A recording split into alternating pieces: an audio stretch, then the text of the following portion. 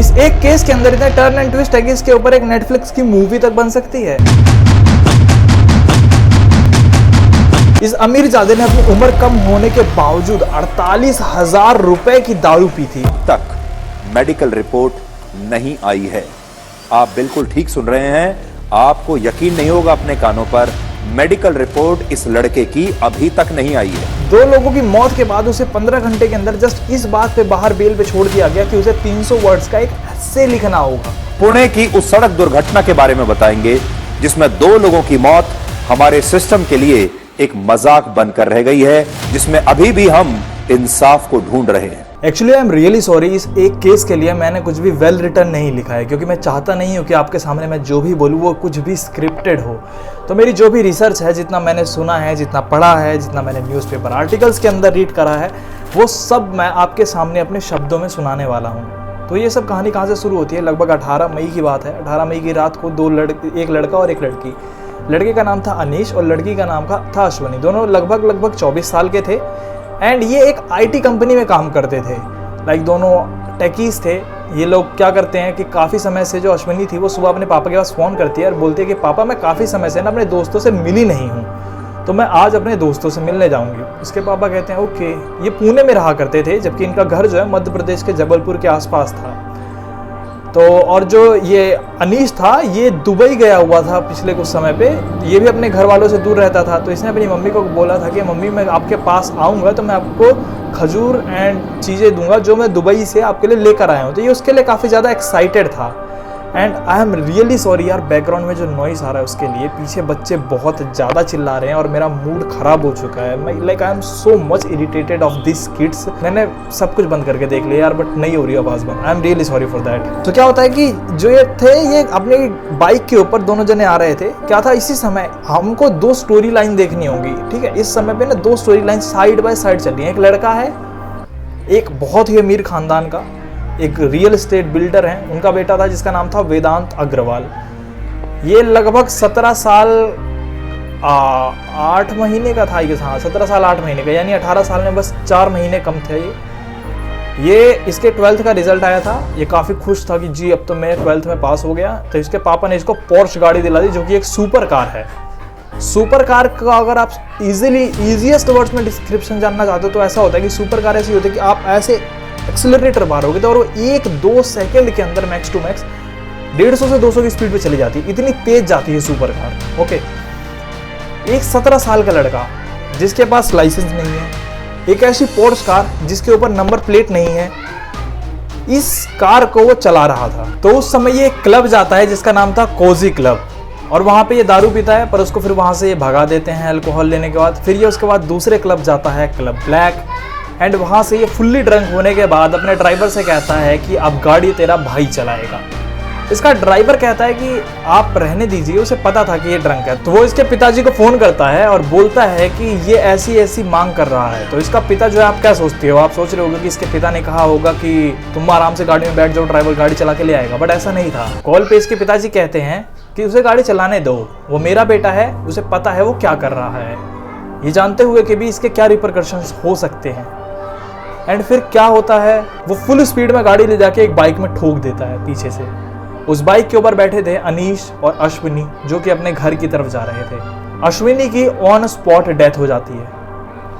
उसकी body bike से 20 foot ऊपर तक उड़ी थी। आप इमेजिन कर सकते हो कितना ज्यादा भयावह रहा होगा वो मंजर। 20 फुट ऊपर उसकी बॉडी हवा में थी। जो अनीश था उसे हॉस्पिटल लेके जाते हैं, पर रास्ते में ही वो अपना दम तोड़ देता है।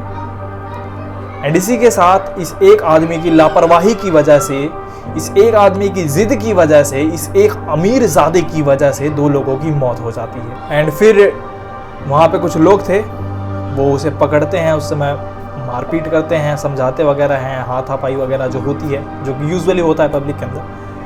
I don't encourage this things, but इस सिचुएशन में मुझे लगता है कि सही था। सही किया उन्होंने जो किया, क्योंकि जुडिशरी से तो न्याय की उम्मीद रखना एक भूल जैसा हो गया है। उसे जुवेनाइल जस्टिस बोर्ड के अंदर लेके जाया जाता है और वो उसे 15 घंटे के अंदर बेल दे देते हैं, जो पुलिस थी वो ये तक कहती है कि अगर किसी भी केस को इनिशियल स्टेजेस में अच्छे से इन्वेस्टिगेट किया जाए तो वो केस उसी समय सॉल्व हो जाता है। बट पुलिस ने ना उसका अल्कोहल डिटेक्शन टेस्ट करवाया।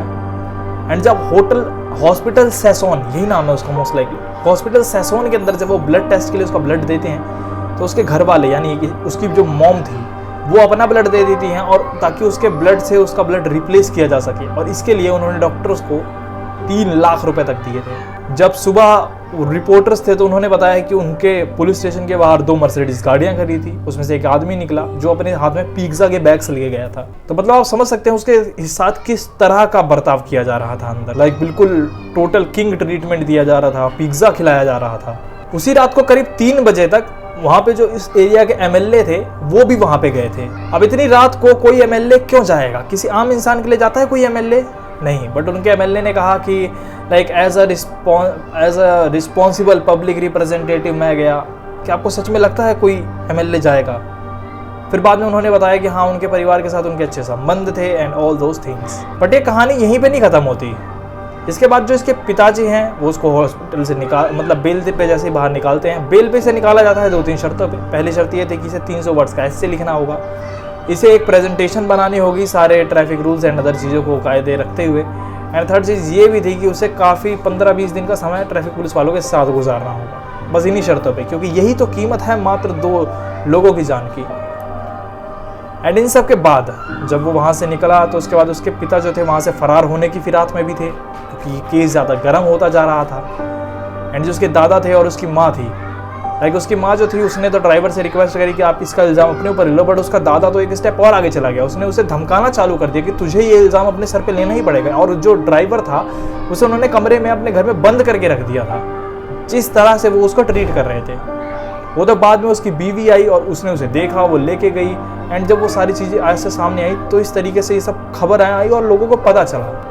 इस केस के अंदर ना ही सिर्फ वो लड़का गुनहगार है जिसने 2 लोगों की मौत करी, बल्कि उसके माता पिता भी इक्वली रिस्पॉन्सिबल है, जिन्होंने इस गलती को एक्सेप्ट करने के बजाय उसे छुपाने की कोशिश करी, बार बार छुपाने की कोशिश करी, जो कि अक्सर शायद लोग करते भी हैं। पर शायद इन अमीर लोगों की नज़रों में गरीब लोगों की कोई कीमत नहीं होती। इस देश में गरीब लोगों की जान की कीमत क्या है? शायद एक 300 वर्ड्स का हिस्से, क्योंकि हमारे जुडिशियल सिस्टम की नज़र में तो शायद उससे ज़्यादा कीमत नहीं है। क्योंकि अगर सोशल मीडिया पे ये केस हाईलाइट ना हुआ होता तो आज ये भी एक न्यूज़पेपर हेडलाइन की तरह या कहीं फाइल्स में दबा होता, क्योंकि किसी को फर्क नहीं पड़ता हम आम लोगों की जान से, लेकिन आपको और हमको फर्क पड़ता है, हमारे माता पिता को फर्क पड़ता है। इसलिए इस वीडियो को लाइक करें और ज़्यादा से ज़्यादा लोगों को पहुंचाएं। हर किसी को ये कहानी बताएं ताकि लोगों को पता चले कि एक आम इंसान की जान की भी कीमत होती है। धन्यवाद। Thanks for watching.